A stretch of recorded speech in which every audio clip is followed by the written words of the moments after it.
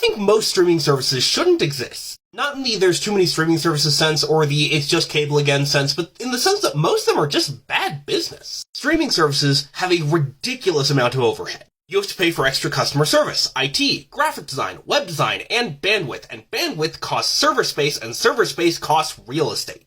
Once you pay for all that, you have to pay for more managers. For all practical purposes, you're basically starting a whole new business. And with a whole new business, you have to pay for more advertising. And all that overhead is going to be on a monthly basis, which means that most of your customers' monthly subscription is going straight toward just keeping the business running. Okay, that's all fairly standard business stuff. Why is this a bad business model? Because nobody wants most of these streaming services. People might want their content, but they don't want the service. And you might be thinking, what's the difference? The service is the content.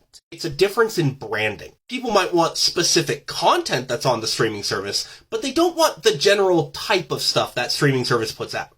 Because frankly, most studios don't have consistent enough branding that people even know what sort of stuff they put out.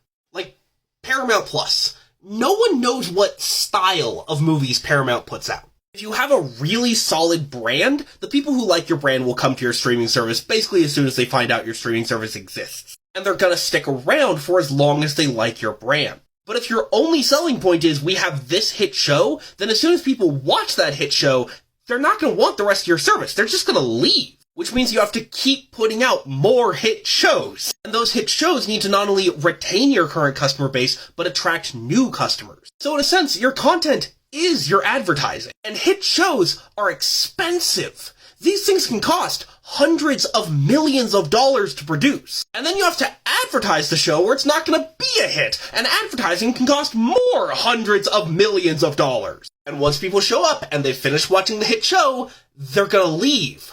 Again.